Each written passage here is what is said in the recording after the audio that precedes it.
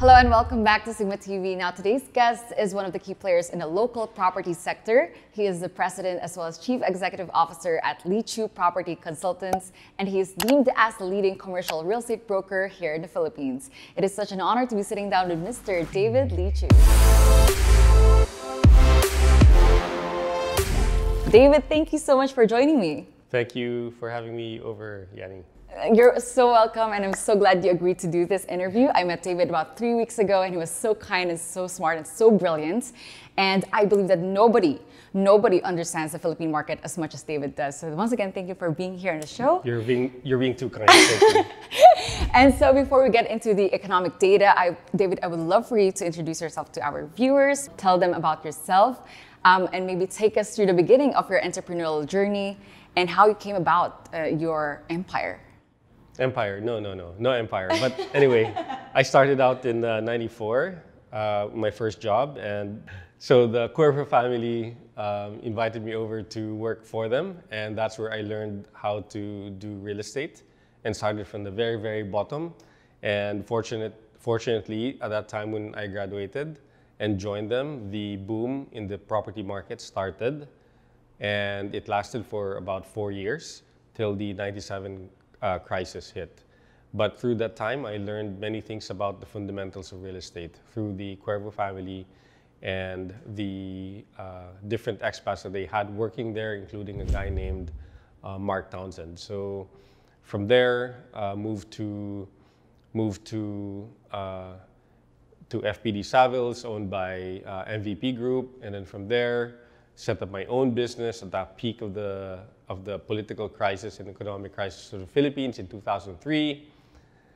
My partners and I, two partners and I, and 16 other people put up this ragtag company called Leechiu Associates, which we grew to be the largest brokerage business in 2007. And in 2008, we sold that business to a company called Jones Lang LaSalle. And I stayed there for 8 years. And after 8 years, I decided maybe it's time for me to be on my own again. So I left the battleship of Jones Lang LaSalle, and here I am today. Leechiu Property Consultants is now the largest brokerage business by revenue in the Philippines, with only 45 brokers and a total of 130 people.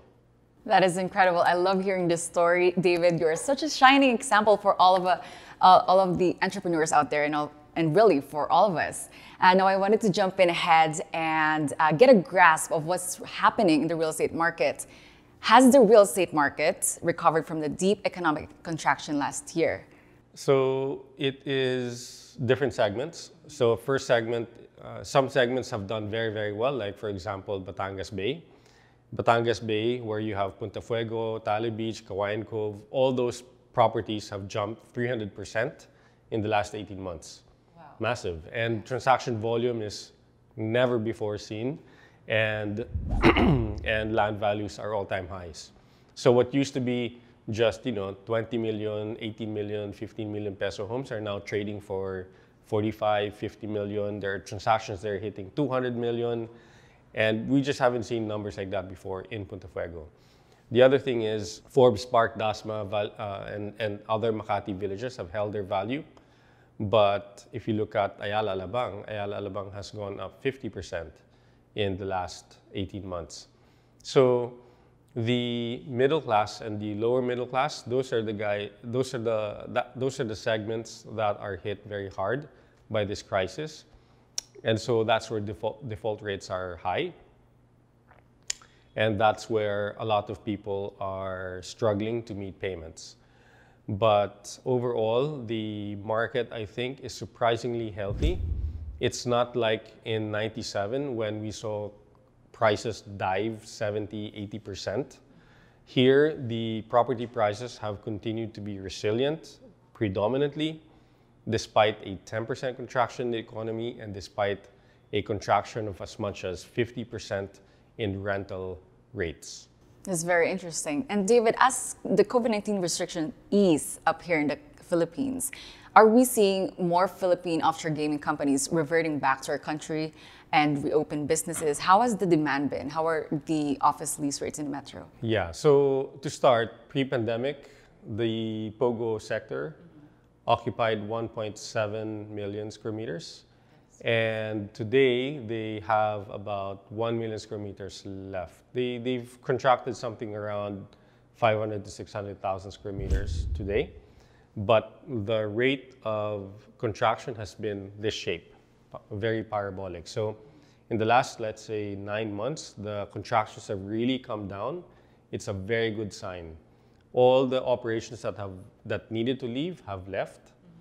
And and then because of the new POGO bill, the new POGO law that's enforced today, that was passed into law a couple of months ago, the POGOs have stabilized in the Philippines. So they've stopped contracting. They're in a process of consolidation and stabilization. And I'm expecting that by March, April, May of 2022, they're going to start growing again. And for the first time in 19 months, we are starting to see POGOs come to us again asking for space and asking for more dorm space. So that's a very, very healthy sign. That is music to my ears. Yeah. And David, during the POGO exit, how have you shifted your strategies during this time? And would you say that POGOs are critical to economic recovery? Yeah. POGOs are important for economic recovery because there's such a massive force in the property market and generating jobs for Filipinos. I understand that some segments of the society are not in favor of having POGOs here of any kind, and I think that's very close and narrow-minded. I think we have to appreciate that the POGO sector has really uplifted the lives of so many people in the Philippines, not just foreigners, but locals. And if you look at the amount of labor that migrated to the Philippines because they found higher jobs for themselves, it's not just the Chinese people that were finding higher paying jobs in the Philippines under the POGO sector, but people from Malaysia, from Japan, from Indonesia and Thailand. They moved to the Philippines because of higher pay. And they certainly uplifted the salaries of many locals. Drivers that used to only get paid 8,000, 10,000 a month are now being paid 30 to 40,000 a month. Maids that were being paid 3,000, 4,000, 5,000 pesos are now being paid a decent wage of 20, 25,000 pesos a month. So that's just very few examples. And the POGOs that I talked to at least have already gone from having like 2 to 5% Filipino employees to now 30, 40% Filipino employees. That's a very big improvement in a span of 4 years that they've been in this country. 101%. Thank you for stating facts, David. And how about tourism? When will it go back? Tourism is going to go back when we open up the airlines.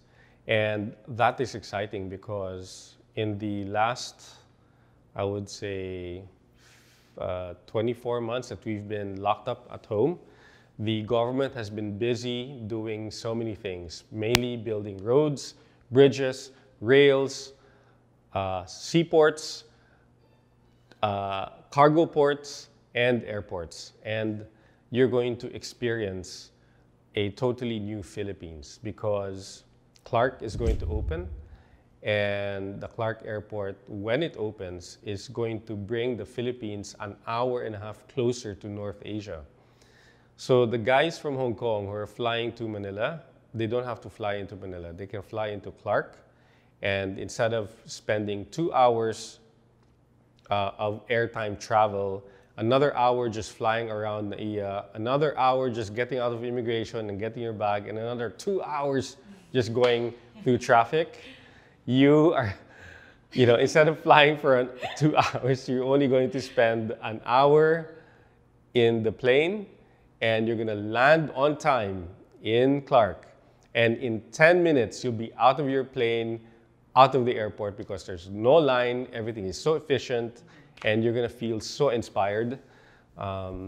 Another thing is from Clark, you can go to the most beautiful dive sites in the world in the Visayas. So you can access Palawan, Coron, El Nido, and many other places that Yanni goes to over the weekend, very often, secretly sometimes, and to access all the beautiful scenery, beaches, dive spots, snorkeling, free diving, etc., etc., etc. And it's very, very, very exciting. I think tourism will be the largest industry the Philippines will have within 10 years. And it could happen in the next 5 years, it could happen in the next 7 years. All I'm saying is that Philippine tourism is going to transform because the experience of many foreigners is going to change. Yeah. This is mind-boggling. Thank you, David, for those wonderful insights. And how about when we look at trends and innovations that you're seeing emerge in the property sector? What have you observed? Property tech, property technology is very, very prevalent. So I get pitched to by property tech geeks and developers. And they come to me and say, hey, I've got this idea, look at my app, blah, blah, blah, blah, blah, blah. Whether it's about maintenance or about brokerage or about marketing or about, socialization of, or whatever apps. And I think there's a glut of very, very smart technologies out there. And sometimes it's not really about what is the best platform, but who is the luckiest platform. And so we'll see what happens, but there's a lot of property tech out there that's trying to make the entire process of Philippine real estate more efficient and more transparent because as you know, Philippine property is very opaque.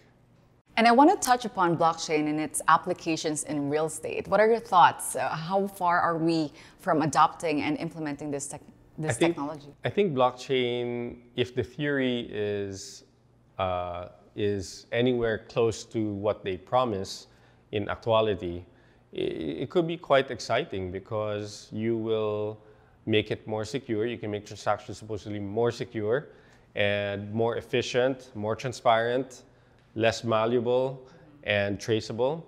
And I think that has a big practical application to title documentation in the Philippines.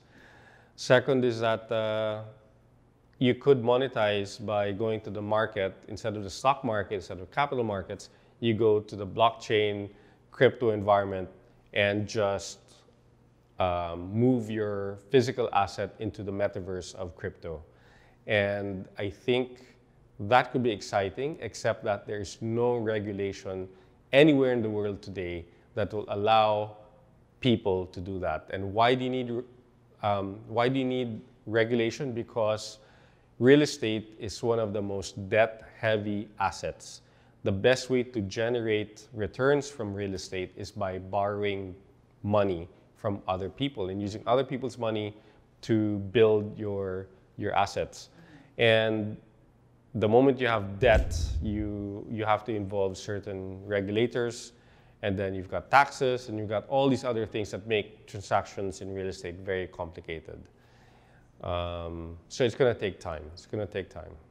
All right, I love it. Thank you so much. That is so brilliant, David. Thank you so much for your insights and for being here. I really, really appreciate it, and I'm really wishing you well. And I hope you could come and join us in our upcoming SiGMA events. Sure, anytime, Yanni, and thanks for having me.